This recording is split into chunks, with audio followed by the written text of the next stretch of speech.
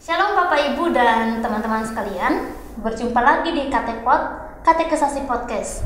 Bukan belajar asal, bukan asal belajar. Bukan asal belajar, bukan belajar asal. Ayo belajar bersama di Katekpot.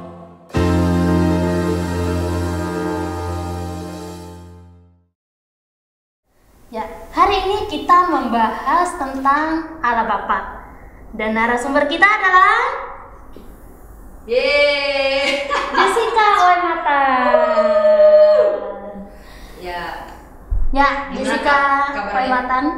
ya, Gimana? Ibu Indra. Gimana kabarnya? Sehat Bu, Ibu Puji gimana Tuhan. kabarnya? Ibu makin gendut mungkin? Sepertinya tidak. Aku yang makan makanannya Iya. semua soalnya. Sepertinya masih tetap seperti yang dulu badannya. Tapi tidak apa-apa, itu tidak menjadi masalah, yang penting sehat. Ya, Ya. Oke, kita langsung ke Kupang. bukan Oh, bukan. pembicaraan kita yang hari ini. Oke. Supaya tidak membuang-buang waktu yang ada. Iya, Ya. siap. Jadi kita bahas tentang Allah Bapa nih. Nah, hari ini banyak orang yang masih bertanya tentang keberadaan Allah. Benar nggak sih Allah itu ada seperti para ateis? Mereka percaya bahwa Allah itu tidak ada. Nah, bagaimana tanggapan Ibu Jessica? Ibu Jessica aja lah. Oke. Anda Jessica? dari saya. Iya. Kalau bilang ateis gak percaya Tuhan ya itu pandangan mereka, karena ya mereka memang bilang kayak misalnya si Stephen Hawking ya, orang Hawking gitu lah. Iya. Ada yang bilang mereka bilang bahwa ya sudah, gravitasi aja terjadi dengan sendirinya, buah apel jatuh dengan sendirinya, maka sebenarnya semesta juga bisa muncul dengan sendirinya. Jadi nggak perlu ada Allah gitu, untuk menghadirkan semesta itu. Sebenarnya ada, mereka banyak berpikiran begitu. Itu ateis teoritis ya, aku bilang ateis teoritis. Secara teori bilang ada juga ateis praktis tuh. Nah ini bisa jadi kita sebagai yang percaya Tuhan nih. Jadi mereka ini ateis praktis ini percaya ada Tuhan, tapi hidupnya setiap hari itu kayak nggak ada Sepertinya Tuhan. tidak ada Tuhan. Seperti mereka nggak percaya Tuhan, itu ateis. Tapi ya itu beberapa pandangan sih memang benar ada. Tapi ada juga yang melihat bahwa Allah itu ada kok. Bahkan bukan orang Kristen, bisa jadi seperti Plato dan Socrates. Mereka filsuf, mereka orang-orang pintar, dan mereka bilang, Plato misalnya, keteraturan yang ada di semesta ini tidak mungkin terjadi dengan sendirinya. Pasti ada yang mengatur. Ada sesuatu yang beyond. Dia nggak bilang siapa, tapi dia ada sesuatu yang melebihi semesta ini, makanya bisa muncul keteraturan. Kan kalau terciptanya hujan, apa tuh ya, itu siklus kan ya, dari air laut naik ke atas jadi awan Hujan. terus turun hujan, terus kembali lagi ke air laut. Itu kan satu siklus yang teratur. Itu bukti ya bahwa ada Sesuatu yang melebihi semua ciptaan ini yang mengatur gitu. Kayak Socrates itu juga seru sih, aku suka. Jadi Socrates tuh dia istilahnya tuh gnoti seuton gitu ya, kenalilah dirimu. Ketika kamu kenal diri kamu tahu diri kamu akan sadar bahwa kamu ini terbatas, dan kamu akan tahu bahwa ada sesuatu nih yang melebihi kamu, yang bisa ngatur. Kok aku bisa punya pikiran seperti ini, kok aku bisa rasa seperti ini, kan ada sesuatu yang membuat kita merasakan itu. Nah itu pasti ada sesuatu yang beyond, yang melebihi semua ini. Jadi itu aja tuh baru filsuf loh ya, belum kata Alkitab gitu. Kalau kita sebagai orang Kristen ya tentu jelas. Misalnya di Roma 1 ayat 19 sampai 20. Bapak Ibu di rumah juga bisa buka ya, teman-teman bisa buka. Roma 1 ayat 19 sampai 20. Karena apa yang dapat mereka ketahui tentang Allah nyata bagi mereka, sebab Allah telah menyatakannya kepada mereka. Ayat 20. Sebab apa yang tidak nampak daripadanya, yaitu kekuatannya yang kekal dan keilahiannya, dapat nampak kepada pikiran dari karyanya sejak dunia diciptakan, sehingga mereka tidak dapat berdalih. Jadi ketika ada seseorang yang mikir bahwa ini kayaknya ada sesuatu yang melebihi kita semua, itu tuh udah karya Allah. Itu tuh Allah yang buat mereka tuh kenapa bisa mikir kayak gitu. Ada orang yang lebih tinggi dari kita ya.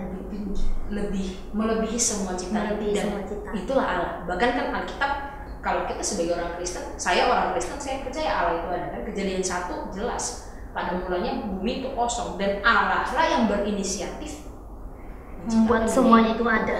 Iya, jadi benar ada pandangan yang gak percaya Allah, tapi hari ini saya mengklaim bahwa saya percaya ada Allah gitu, setelah melihat banyak hal gitu, banyak pendapat gitu sih Kak. Gitu. Oke, berarti Allah itu berkuasa ya, kita percaya ya, orang Kristen percayalah. Iya, karena Kalau betul. dia yang menciptakan, berarti dia juga yang berkuasa atas semua ciptaannya, termasuk kita manusia ya. Betul, karena dia itu dia itu melebihi segalanya, maka ya dia otomatis seorang bukan seorang sih, pribadi yang berotoritas, yang punya kuasa. Makanya kita belajar salah satu atribut Allah hari ini, Allah Maha Kuasa.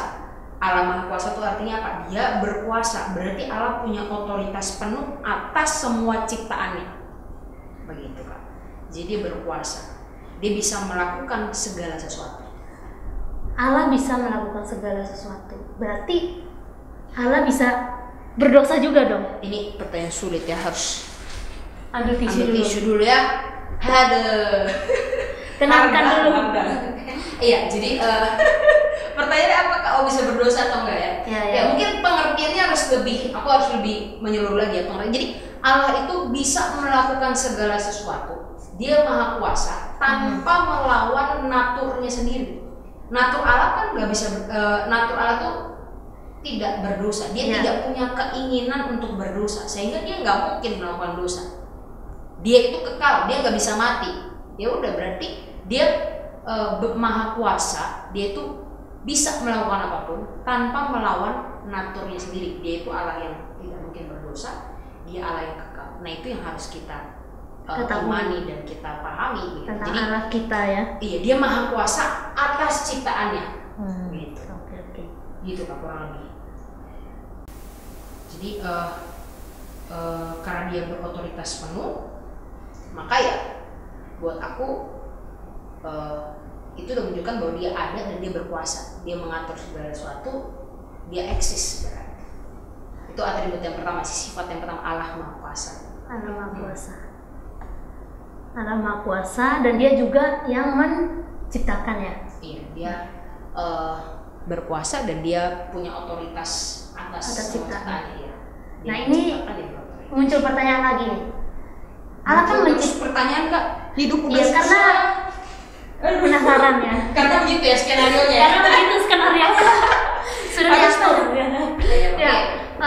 Setelah diciptakan, kita diciptakan, pokoknya dunia diciptakan. Ya. Terus apa? Apakah Allah ya sudah, saya sudah menciptakan semuanya dengan sangat indah dan sangat baik, ya udah dibiarkan. Jadi terserah manusia nih mengaturnya seperti apa. Nah, itu pernyataan seperti itu kita bilangnya deisme. Jadi deisme itu percaya bahwa ya udah setelah Allah nyiptain, ya udah selesai gitu. Dia membiarkan. Dia membiarkan. Padahal sebenarnya enggak. Ketika Allah menciptakan, nah ini kita masuk atribut kedua ya. Bukan, masih atribut pertama, tapi aku bilangnya ini salah satu sifat Allah yang ada gitu. Dia bukan hanya berkuasa, ya. Dia bukan cuma otoriter, tapi dia juga memelihara. Jadi dia ini berkuasa, punya kuasa. Oke, aku mau ciptain semesta, tapi dia nggak tinggal, dia nggak lepas, masih campur nggak tangan. geletakno ya, nggak digeletakno gitu aja. Tapi dia juga memelihara. Jadi Jawa kita ya. Ya, jadi kejawa-jawaan nanti kalau Kupang nggak ngerti mereka ya. Jadi memeliharanya itu simpel. Bangsa Israel dikasih mana dari Tuhan, dari surga kan, itu bukti Tuhan memelihara. Atau lagu sekolah minggu, burung pipit tidak apa ya? Tidak menanam mungkin ya. Tidak menanam. Iya, tapi Tuhan beri makan gitu kan. Itu bukti pemeliharaan Tuhan gitu. Jadi bahkan sampai hari ini kalau misalnya kita berdoa, Tuhan tolong jaga kami, sertai kami, itu kan juga kita tahu dan sadar bahwa Tuhan itu memelihara. Makanya kita berdoa kepada minta Tuhan pelihara kita. Ya. Bahkan kan kayak misalnya Fotun Salam tuh, mari kita memulai ibadah hari ini dengan mengakui bahwa pertolongan kita Ibadah ini bisa berlangsung dalam nama Bapa, Anak, dan Roh Kudus. Berarti kita sadar bahwa ibadah itu pun ada yang pelihara, ada yang jaga. Jadi Allah itu bukan cuma sekedar nyiptain, tapi dia juga Allah yang memelihara. Bahkan nanti kita tahu waktu ini, aku bukan contekan ya Bapak Ibu. Bahkan kita tahu ketika Saya nanti juga lihat dari tadi ya. ketika nanti Tuhan Yesus mati di kayu salib pun itu bentuk dari pemeliharaannya Allah buat setiap kita gitu. Setiap manusia ya. Iya. Dan yang menarik begini Kak, aku senang, aku ketika baca ini aku senang ada satu pernyataan yang begini. Bahkan dari awal Allah sudah menetapkan untuk memelihara manusia, memelihara semesta, bukan memelihara ciptaannya. Jadi setelah Allah ciptain, Allah menetapkan untuk menciptakan semesta. Dia juga menetapkan dari awal mau memelihara semesta ini. Nah, jadi seolah-olah tuh Allah udah tahu kan, Allah Maha Kuasa, Allah tahu segala sesuatu. Iya. Nah, tapi Allah itu juga tahu kan, berarti kan kalau manusia ini akan jatuh dalam dosa. Nah, ini nih. Nah, dia tahu jatuh dalam dosa, tapi dia tetap memutuskan untuk memelihara. Nah itu buat aku, wah gila sih. Ini perlu dipertanyakan ini ya. Tanya mana? Tanya lagi ya. Ya kenapa? Tadi saya terpikir karena Allah kan sudah tahu manusia itu bakal jatuh dalam dosa. Iya. Dia kan bisa tuh melakukan segala sesuatu kan. Nah, kenapa kok dia biarkan ciptaannya jatuh dalam dosa? Kalau Allah bisa melakukan semuanya, berarti dia harus dong. Kalau dia sudah tahu manusia jatuh dalam dosa, berarti dia bisa mencegah dong manusia itu supaya tidak jatuh di dalam dosa. Iya. Nah, kira-kira kenapa sampai dia membiarkan manusia jatuh dalam dosa? Sulit pertanyaannya. Ya, kenapa Allah mengizinkan dosa itu hadir gitu? Iya. Buat aku singkat, sebenarnya praktisnya atau aplikasinya gini. Allah tahu manusia akan jatuh dalam dosa dan dia membiarkan itu. Supaya apa? Supaya kita tuh semakin melihat gimana dia itu peduli dan sayangnya minta ampun sama kita. Jadi bahkan kan kita tahu nanti kan Kak Indra kan minggu depan kan tentang Tuhan sebagai penebus. Maksudnya itu jadi bukti yang jelas ketika Allah mengizinkan dosa itu hadir, dia tuh punya satu misi yang jelas gitu. Nanti kan akan dibahas juga harusnya Allah dan misi. Jadi punya misi yang jelas untuk membuat semua orang itu ngerti gitu. Semua ciptaan terkhususnya manusia itu ngerti betapa sayang, betapa pedulinya dia. Jadi bukan cuma sekedar menciptakan, tapi dia peduli banget, dia sayang banget, dia pelihara dengan baik. Even sekarang kita pun masih jatuh dalam dosa, iya nggak? Kalau mau fair-fairan kan kita pasti hari ini masih jatuh dalam dosa, padahal kita percaya loh. Tapi masih dia masih pelihara, gila gak? Aku bilang, itu benar-benar. Makanya kenapa ketika dia mengizinkan dosa hadir ya untuk nunjukin, showing His grace. Jadi ya ini loh, aku sayang buat kamu. Dan itu harusnya bisa menggugah. Film aja kita bisa nangis kan, apalagi ini bukti nyata loh kalau dia itu peduli gitu sih. Jadi buat aku lebih ke menunjukkan kasihnya, menunjukkan kasihnya. Dan di situ kita bisa lihat bahwa dia itu Allah yang maha kasih gitu ya. Jadi kita udah lihat Allah yang maha kuasa, dia menciptakan, dia memelihara, dan selanjutnya kita lihat Allah ini juga Allah yang maha kasih gitu ya. Allah ini yang maha kasih. Kalau kita buka Roma 5 ayat 8, coba lihat Kak Indra yang baca. Ayo Kak Indra buka kitab Kak. Waduh, bawahnya Alkitab nih. Iya, tidak apa-apa Kak, aku juga. Roma 5 ayat 8. Jadi biar kita kasih Kak Indra yang baca Alkitab, kan masa aku teruskan ya jadi narasumber, ya biar aku jadi hostnya ya Bapak Ibu ya. Ayo Kak Indra. Ayo, ini yang host siapa, yang nyuruh siapa ya? Kembali nih. Udah capek ngomong. Udah mulai ini sambil minum lah. Tunggu aku minum dikit ya Bapak Ibu ya, satu teguh aja. Roma 5 ayat 8 Kak. Oke.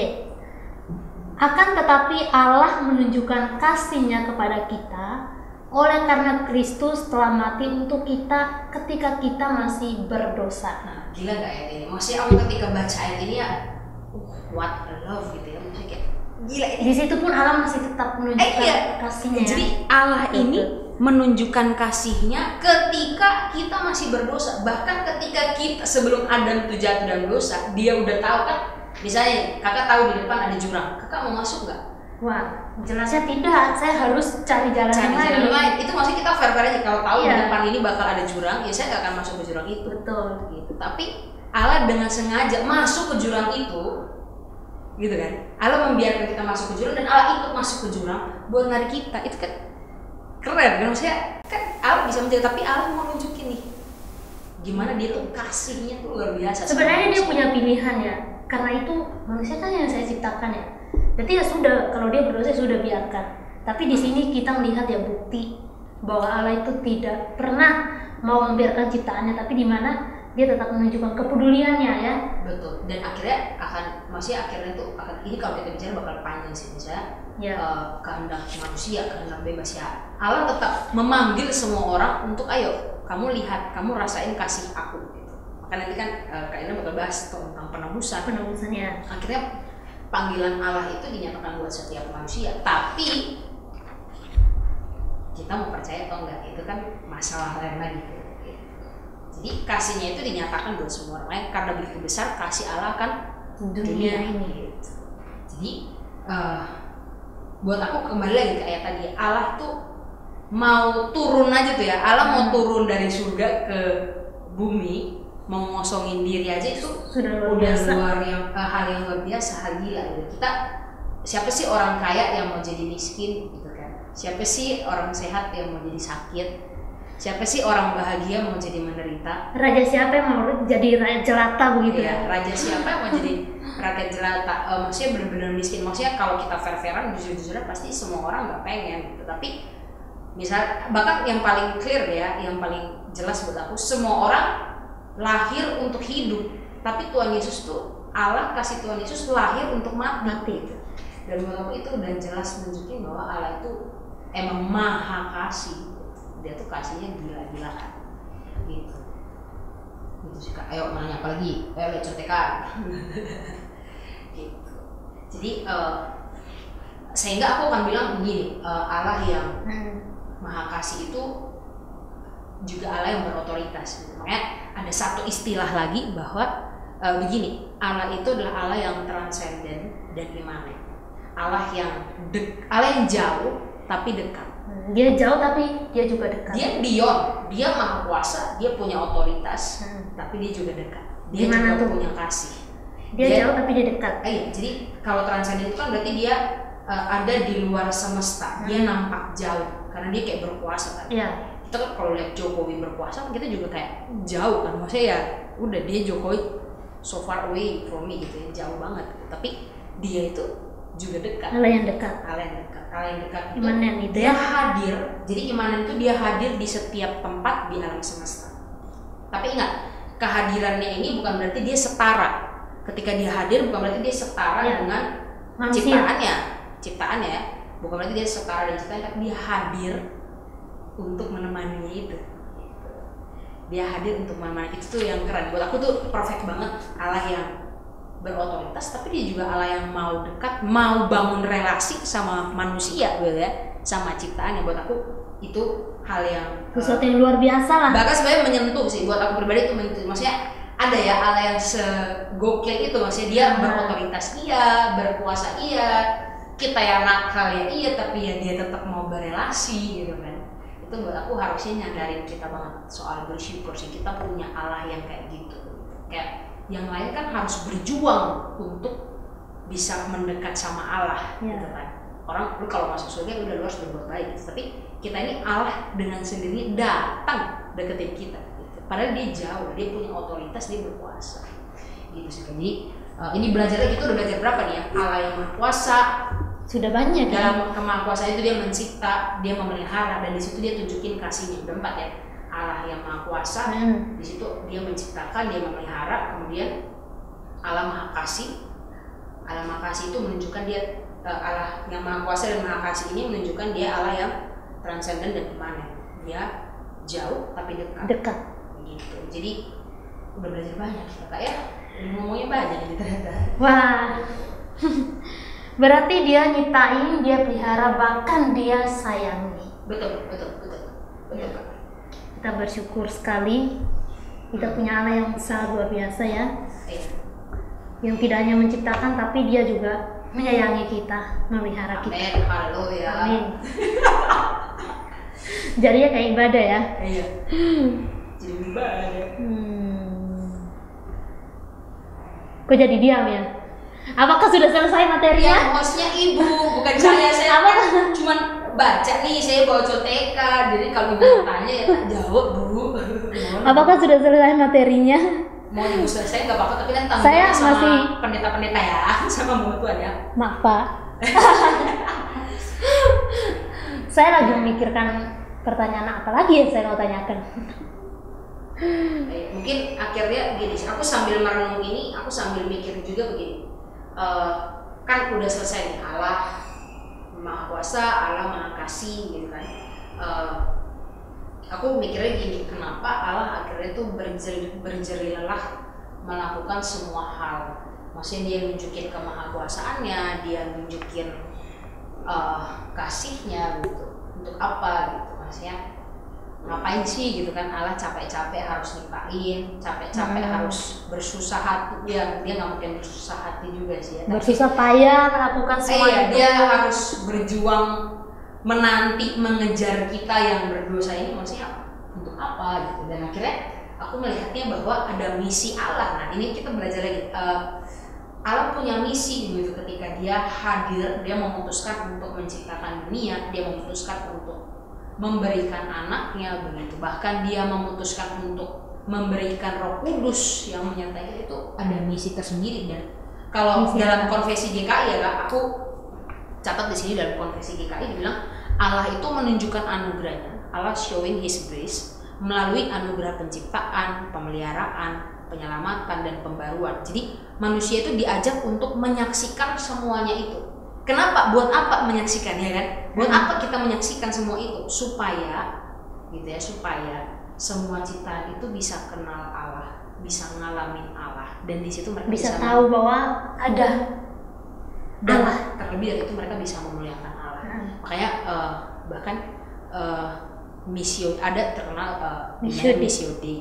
Missio Dei itu berarti kan misi Allah yaitu menyelamatkan dunia dalam hubungan Kristus gitu ya, Allah Bapa, Yesus Kristus dan Roh Kudus. Jadi memulihkan relasi itu, makanya kan misi Allah ya ciptaannya. Tuhan Yesus mati di kayu salib kan, menyelamatkan manusia, itu misi Allah gitu. Tapi bahkan sebenarnya lebih deep dari itu, tujuan Allah menyelamatkan kita supaya kita masuk surga, dapat kehidupan kekal. Lebih dalam daripada itu, biar kita itu bisa enjoying God, kita itu menikmati Allah dalam hidup kita. Sehingga ketika saya menikmati Allah, saya merasakan misi Allah itu dinyatakan buat saya, maka otomatis saya itu juga pengen nyatain misi itu sama orang lain. Makanya Allah itu bukan hanya nyatain misinya ya, tapi dia ngajak juga mau kita menjalankan misinya. Dia mau ngajak kita berpartisipasi. Misalnya Efesus 2 ayat 10 nih, aku punya ayat ini kan, jadi biar kita ngemeng-ngemeng ada dasar, nanti nggak ada dasar ya kan.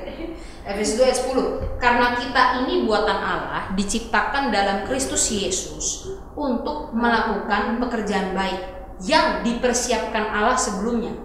Ia mau supaya kita hidup di dalamnya. Jadi dari awal Allah punya misi nih, gitu kan? Memang sudah rencanakan ya sebelumnya ya. Misinya itu kan menyelamatkan manusia nanti. Ya kan? Menyatakan kasih Allah, gitu kan? Menyatakan kemahakuasaannya, menyatakan kasihnya. Dari situ manusia diajak untuk ayo kolaps bareng. Gitu. Setelah kamu percaya, kamu hidup di dalam Allah, kamu merasakan misi itu, kamu enjoying God, kamu menikmati Allah dan misinya itu menyirami kamu setiap hari.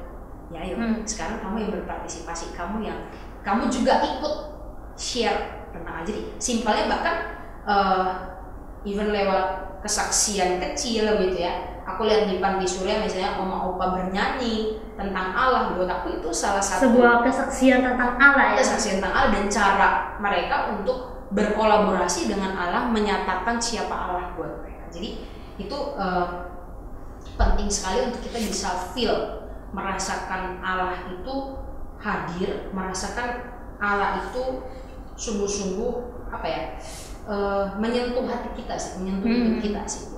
Even lewat hal-hal yang nggak spektakuler. Aku aja lupa sebenarnya kapan tepatnya aku itu benar-benar bertemu dengan Tuhan secara pribadi. Aku lupa kapan.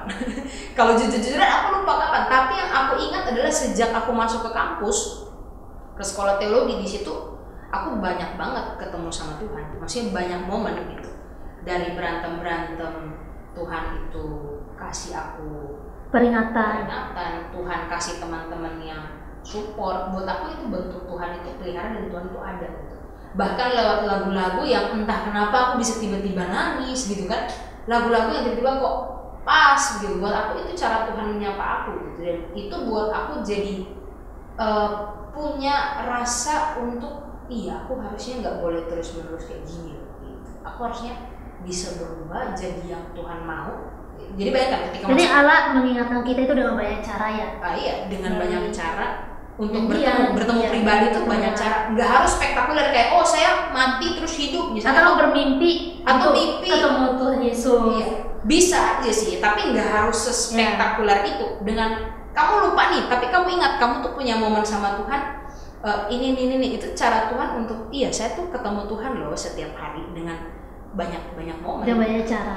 Makanya penting untuk merasakan dia, itu poinnya, kita merasakan misi Allah itu dulu. Dan kayak dibilang misi Allah itu akhirnya bekerja di dalam kita dan melalui kita gitu. Jadi setelah kita memahami semuanya Allah yang maha kuasa, Allah yang maha kasih, ya mari kita merasakan semua itu, kita mensyukuri semua itu, dan kita berpartisipasi dalam misi Allah itu gitu. Supaya semua orang tahu bahwa ada Allah, dan Allah itu bukan Allah yang otoriter, tapi Allah yang maha kasih gitu. Allah yang dekat, Allah yang jauh, tapi Allah yang dekat, transcendent dan imanen gitu. Jadi Bapak Ibu, mari kita bersaksi. Juga kesimpulan kita ini aplikasinya baik sekali. Ya, jadi itu yang harus kita lakukan sebenarnya, karena begini, kita kan sudah mengalami anugerah Allah itu ya. Betul. Berarti kita juga ya harus membagikan anugerah itu kepada orang lainnya, karena kita ya selamat karena anugerah begitu, tanpa ada kerja keras kita. Betul. Jadi ya memang poinnya, setelah kamu belajar Allah apa sih gitu, apa yang harus kita lakukan? Yang mari bersyukur. Kita bersyukur ya. Bersyukur kan? Ya kamu bersyukur, kamu punya Allah yang gila, yang atau luar Allah yang biasa. keren banget. Ya. Setelah kamu bersyukur ya mari ceritakan tentang Allah itu. Jadi bukan cuma sekedar memahami gitu ya. Kita belajar katekisasi, katekpot gini ya bukan hanya sekedar belajar. Makanya hanya sebagai pengetahuan ya. Iya, bukan asal belajar, bukan belajar asal, bukan belajar. Jadi memang bukan cuma buat belajar toh, tapi kita benar-benar gimana ya. katekisasi ini benar-benar mentransformasi hidup kita gitu. Kita bukan cuma sekedar tahu Allah, tapi ya ayo apa setelah kamu tahu Allah itu maha kuasa, Allah itu maha kasih, kamu mau ngapain gitu.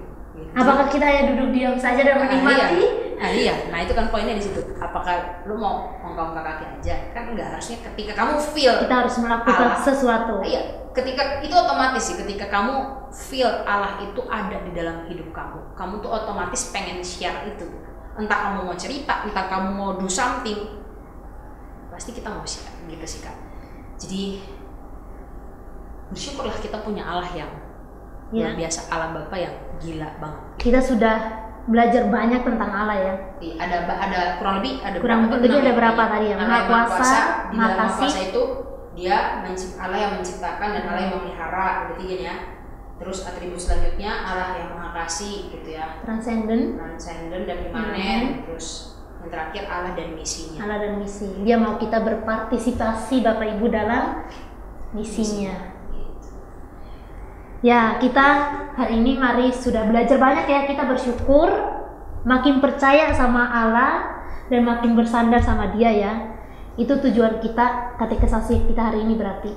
Betul. Dan mungkin ada pertanyaan sih ya, ada pertanyaan untuk dibahas nanti di hari Jumat atau di hari-hari yang nanti kita tentukan untuk Zoom-nya. Kan ini ada peserta katekisasi, jadi kita akan tetap kita kasih pertanyaannya. Zoom berarti ya setelah. Iya, setelah nanti entah kita atur harinya. Ada 2 pertanyaan, aku cuma punya 2 pertanyaan, entah yang lain punya berapa pertanyaan, tapi aku punya 2 pertanyaan yang harus dijawab dan direnungkan oleh semua peserta katekisasi, peserta katekpot gitu ya tahun ini. Jadi dijawabnya pada saat Zoom. Pada saat Zoom nanti.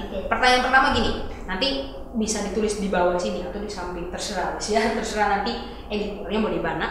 Pertanyaannya begini, jelasin kurang lebih 2 atribut atau 2 sifat-sifat Allah yang kamu ketahui beserta buktinya. Jadi misalnya, aku tahu Allah itu maha kuasa, kasih tunjuk buktinya apa. Terus aku tahu Allah itu maha kasih, buktinya apa. Atau Allah itu pencipta, Allah itu memelihara, Allah itu rencana di mana. Kan kita udah ngomong banyak ya, kurang lebih ada 6 tuh tadi. Jelasin 2 aja gitu.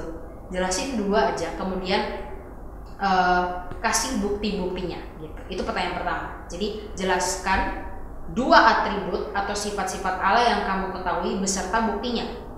Pertanyaan kedua, apa respon hati dan hidup kamu setelah dengar katekpos hari ini tentang Allah Bapa? Jadi lebih kayak Ini kayak tugas ya. Iya, tugas ke mahasiswa ya. Iya, jadi pertama jelasin, kedua apa respon kamu, apa respon hati kamu, apa respon hidup kamu, komitmen apa yang mau kamu buat begitu ketika kamu selesai mendengar katekpos hari ini.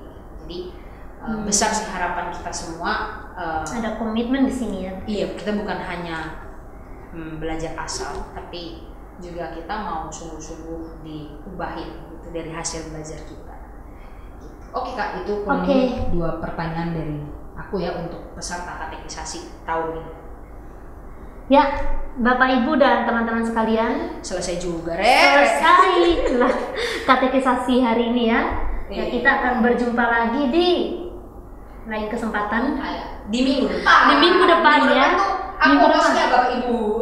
Oh iya ya. Siapa yang narasumbernya ya? Kita lihat minggu depan ya. Oke, sampai jumpa Bapak Ibu. Kita berdoa dulu kali ya Kak. Kita kan orang Kristen.